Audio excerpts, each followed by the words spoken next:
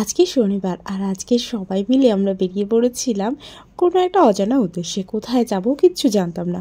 সকাল থেকেই নানা রকম কথাবার্তা চলছে যে কোথায় যাওয়া যায়, কোথায় যাওয়া যায়। কারণ আমাদের ছোটো কাকু গাড়ি কিনেছে আর গাড়িতে এই প্রথমবার আমরা বেরোচ্ছি। আর সেখানে আমি ছিলাম আর ও ছিল, তার সাথে ছিল হচ্ছে বোন আর লাড্ডু আর লাড্ডুর মা। আর এই যে লাড্ডু না প্রথমবার এখানে গাড়িতে চড়ছে। আর ও এর আগে এমনি গাড়িতে চড়লেও গাড়িতে উঠলেই আগে ছোটোবেলায় ঘুমিয়ে পড়তো। তো সেই কারণে সবসময় কাকায়ের গাড়িতে এত খোলামেলায় চড়ে চড়ে এতটাই অভ্যাস হয়ে গেছিলো মনে হয়, সেই জন্য এখানে উঠেই পুরো যাওয়ার সময়টা 1 ঘন্টা চুপচাপ। তো আমরা তারপরে হঠাৎ করে ঠিক করলাম যে আমরা এখানেই হ্যাপি স্ট্রিটে যাবো। এটা বোনই খুঁজে খুঁজে বার করলো। তো এটা আমাদের কাছে পুরোটাই পুরো নতুন ছিল, আমরা প্রত্যেকেই এখানে নতুন এসেছি।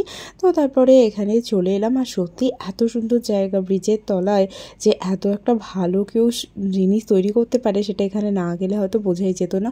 যেমন কালারফুল সেরকম তো মেলাটা বসেছে বলে দারুণ। তো এই যে আমরা এখন সবাই প্রত্যেকে চলে এসেছি। লাড্ডু গাড়ি থেকে নামার পর নিজের ফর্মে ফিরে এসেছিল। তো এটা হচ্ছে সোনাঝুরির হাট। তো এখানে আমাদের কলকাতাতেও এখন সোনাঝুরির হাট তোমরা প্রত্যেক শুক্র শনি রবি এখানে গেলেই পেয়ে যাবে। আর এখানে হ্যান্ডমেড প্রচুর সুন্দর সুন্দর জিনিসও তোমরা দেখতে পাবে। তো চলো তোমাদের সাথে কিছু জিনিস আমি শেয়ার করি মেলায় কী কী রয়েছে। হ্যান্ডমেড মানেই তো বুঝতেই পারছো, এখানে এত সুন্দর সুন্দর দেখো কত টি শার্ট রয়েছে, তার সাথে দারুণ দারুণ ব্যাগ। আর আমার ব্যাগের প্রতি তো একটা যেন ভীষণভাবে একটা টান অনুভব করি। আমি যেখানেই যাই না কেন আমার ব্যাগ দেখলেই আমি দাঁড়িয়ে যাই আর দেখতে থাকি কত রকমের ব্যাগ। মনে হয় প্রত্যেক রকমেরই ব্যাগের কালেকশান আমার কাছে একটা রেখে দিই। আর আমার কাছে অনেক ব্যাগ রয়েছে, কিন্তু না কোথাও যাওয়ার সময় মনে হয় ওই সামনে যেটা পেলাম সেটাই নিয়ে চলে যাই। আর সেই কারণে আর সবগুলো এদিক ওদিক করে নেওয়াও হয় না।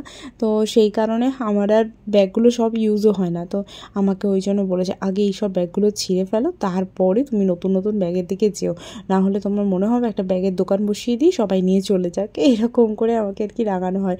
তো আমি কিছুদিন যখন থেকে একদিন ঠিক করেছিলাম যে ব্যাগ কিনবো না, তারপর থেকে দেখি আমাকে পুজোর সময় এ দিচ্ছি সে দিচ্ছি এরকম করেও আবার কতগুলো ব্যাগ পেয়ে গেছি। তো সে যাই হোক, এখানে দেখো কত সুন্দর সুন্দর হারের সেটগুলো রয়েছে। আর এখানেও দেখো এই যে ব্যাগ দেখলে তো, এখানে এক ধরনের ব্যাগ আমি দেখে রেখেছি। তো আমি বলেছি আজকে তো অন্য কিছু কিনছি, তো পরে এসে ব্যাগটা কিনবো।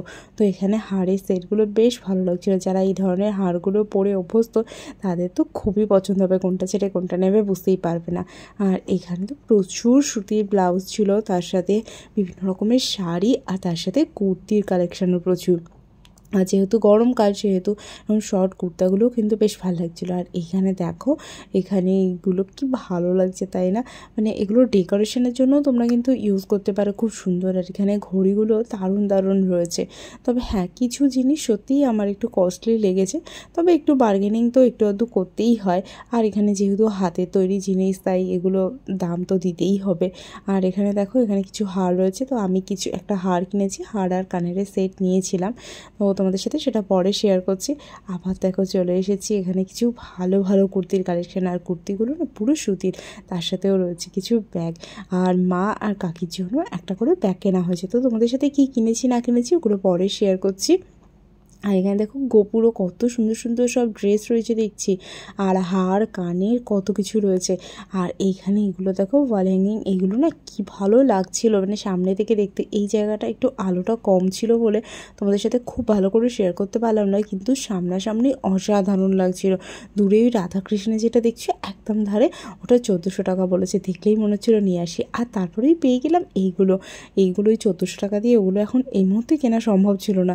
কিন্তু এগুলো দেখো 150, 200, 250, 350, 450 এরকম বিভিন্ন দামেই রয়েছে। আর কি দারুণ দারুণ দেখতে।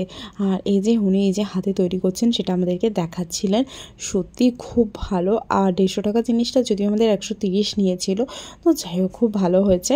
আর পরে ভেবে রেখেছি যে এরকম আরও কিছু ঘর সাজাবার জিনিস নিয়ে আসবো। আর এখানে কাপগুলো আর তার সাথে নিচে পেয়ারাগুলো সেটগুলো এত ভালো লাগছিল দেখে।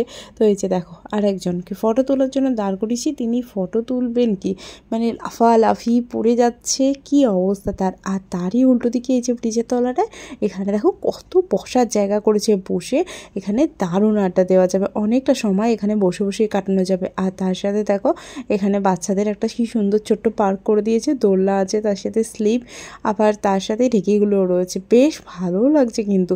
আর এই যে লাড্ডুকে গিয়ে সোজা ওখানে একটা ছোট্ট মতন ডাক মতন ছিল, তার উপর বসিয়ে দেওয়া হয়েছে, কিন্তু সে তো প্রথমে বসবে না, তারপরে যখন দেখলো বাহ এটা তো বেশ ভালো জিনিস, সে আবার বসে আবার উঠতে চায় না, কিন্তু স্লিপটা এখনও পর্যন্ত ও একা একা ঠিক পারে না।